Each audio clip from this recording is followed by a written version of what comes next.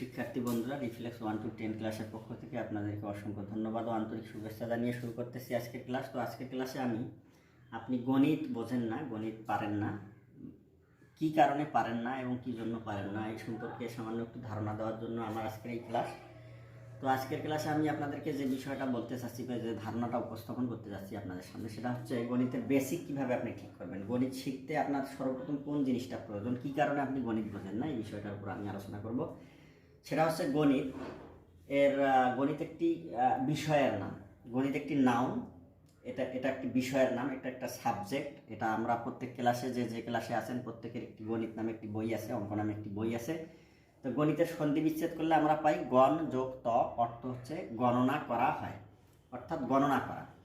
তো গণিত বিশারদেরা আরও অনেক প্রকারের সংজ্ঞা দিয়েছেন। তো মোটামুটি যে অর্থটা দ্বারা সেটা হচ্ছে যে বইটা পড়লে, যে বিষয়টা পড়লে, যে বিষয়টা বিশ্লেষণ করলে, জানলে আমি কি করতে পারবো, গণনা করা শিখবো, সেই বিষয়টার নাম হচ্ছে গণিত। তো গণনা করার বেসিক জিনিসটা কি?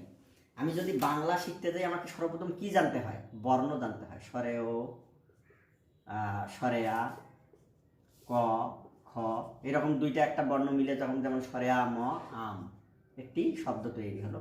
ইংরেজি এ বি সি ডি, এগুলো যেমন বর্ণ, এগুলো একত্রিত করে যেমন এম এ এন ম্যান হলো মানুষ। এরকম গণিতের বেসিক কি, কোন জিনিসটা আমাকে ভালোভাবে আয়ত্ত করতে হবে, তাহলে আমি অঙ্ক এরকম কী করতে পারবো, তৈরি করতে পারবো, বানাতে পারবো, অঙ্কের ভাষা বুঝতে পারবো, অঙ্কের সেন্টেন্স বুঝতে পারবো, অঙ্কের বাক্য বুঝতে পারবো। সেটা আমার সর্বপ্রথম যে জিনিসটা জানার প্রয়োজন সেটা হচ্ছে এই 10টি ডিজিট বা অঙ্ক। 0 +-1 +-2 +-3 +-4 +-5 +-6 +-7 +-8 +-9, এই 10টি সংখ্যা ডিজিট বা অঙ্ক সম্পর্কে যদি আমি জানতে পারি, ভালো করে আয়ত্ত করতে পারি, তাহলে আমি অবশ্যই অঙ্ক বুঝতে আমি বাধ্য। ধরেন এখানে 1 + 0 = 1, বা ধরেন এখানে কটা বর্ণ যদি আপনি মনে করেন 0 থেকে 9 পর্যন্ত, এগুলো যদি বর্ণ মনে করেন, আপনি একের পর আরেকটি বর্ণ যোগ করলেন, একটি কি হলো, সংখ্যা তৈরি হলো। এটাকে ইংরেজিতে বলে নাম্বার। কি বলে? নাম্বার। বাংলায় বলে সংখ্যা। তো যেমন 2 এর পর যদি 2 দেই, কি হলো, আরেকটি নাম্বার তৈরি হলো। 8 এর পর 5 দিলে আরেকটি নাম্বার তৈরি হলো। এবার 1 এর পর 0 যদি আমি 5টা বসাই, তাহলে 1 লক্ষ হয়ে গেল, এটা একটি সংখ্যা হয়ে গেল। এভাবে আমি অঙ্কের ভাষা বুঝতে পারবো। তো আমাকে কোন জিনিসটা ঠিক করতে হবে?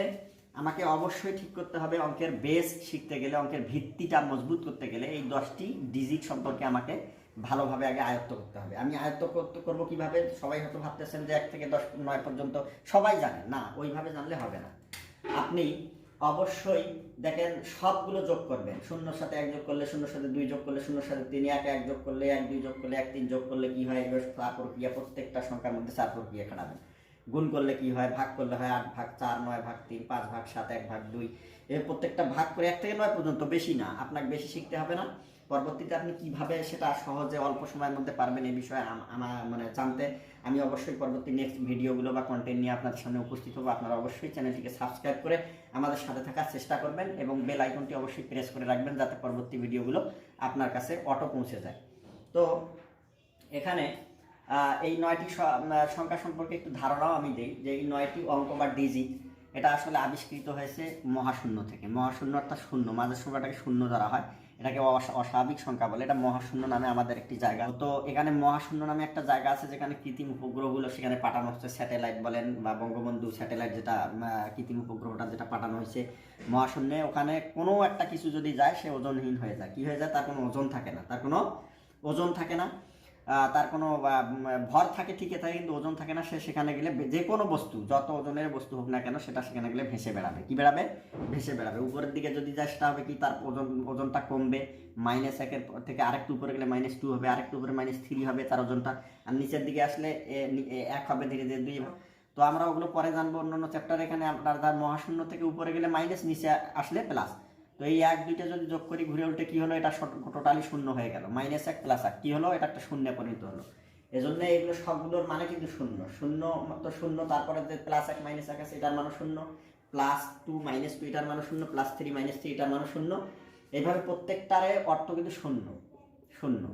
তো এই শূন্য থেকে সকল ডিজিট বা অঙ্কের উৎপত্তি। 0 থেকে 9 পর্যন্ত মোট ডিজিট 10টি, এই 10টি যেমন আমরা বাংলা ইংরেজি বর্ণ 50টি ইংরেজি বর্ণ 26 এরকম মুখস্থ করেছি, এরকম মুখস্থ করবেন। আপনারা হয়তো অনেকে মনে করতেছেন যে মুখস্থ আছে, ওই মুখস্থ দিয়ে হবে না, প্রত্যেকটার মধ্যে 4 প্রক্রিয়া খাটাবেন, প্রত্যেকটা একে অপরের সাথে গুণ করে দেখবেন, ভাগ করে দেখবেন, যোগ করে দেখবেন। যখন আপনি দেখতেছেন 0 থেকে 9টি অঙ্ক বা ডিজিট একত্রিত করলে, গুণ করলে, ভাগ করলে, যোগ করলে, বিয়োগ করলে ফলাফলটা আপনি 1 সেকেন্ডের মধ্যে বলতে পারতেছেন, 2-1 সেকেন্ডের মধ্যে যেটা বলতে পারতেছেন, তখন আপনি বুঝবেন অবশ্যই আপনার অঙ্কের বা গণিতের বেসিক আপনার ঠিক হয়েছে। তো আমার পক্ষ থেকে আপনাদের কাছে পরামর্শ এই থাকবে যে আপনি 0 থেকে 9 পর্যন্ত এই 9টি ডিজিট প্রত্যেকটা যোগ বিয়োগ গুণ ভাগ করে, পাশাপাশি যোগ বিয়োগ গুণ ভাগ করে 2 থেকে 1 সেকেন্ডের মধ্যে তার ফলাফলটা বলার চেষ্টা করতে থাকুন, আপনার গণিতের বেসিকটা ঠিক করতে থাকুন। আর আরেকটি কথা না বললেই নয়, সেটা হচ্ছে শূন্য মহাশূন্য থেকে উপরের মানগুলো হবে ঋণাত্মক, নিচের মানগুলো হবে ধনাত্মক। নিচে যতই আসবেন তত আপনার ওজন বাড়তে থাকবে, উপরে যতই যাবেন তার ততই আপনার ওজন কি কমতে থাকবে। তো আমি কি বলতে চাচ্ছি, সর্বোপরি আপনারা হয়তো নিশ্চয়ই বুঝতে পেরেছেন যে 0 থেকে 9 পর্যন্ত এই ডিজিট বা অঙ্ক এগুলো আপনারা কি ভালোভাবে আয়ত্ত করবেন। প্রত্যেকটার মধ্যে 4 প্রক্রিয়া খাটাবেন, বারবার যোগ, বারবার বিয়োগ, বারবার গুণ, বারবার ভাগ, এরকম করতে করতে করতে করতে আপনার বেসটা যখন মজবুত হবে, পরবর্তী অঙ্ক আপনার কাছে একেবারে সহজ মনে হবে। অঙ্ক আপনার কাছে মানে খুবই একটি সহজ সাবজেক্ট বলে মনে হবে বলে আমি আশা করি।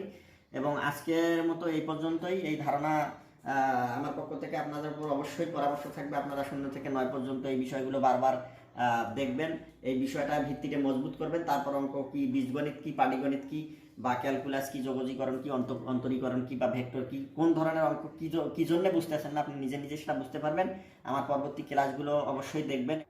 তো আজকের মতো এ পর্যন্ত। প্রিয় শিক্ষার্থী বন্ধুরা, সবাই ভালো থাকবেন। সবাইকে আবারও সালাম জানিয়ে আমার আজকের ক্লাস এখানে শেষ করতেছি। আসসালামু আলাইকুম রহমতুল্লাহি ওয়া বারাকাতুহু।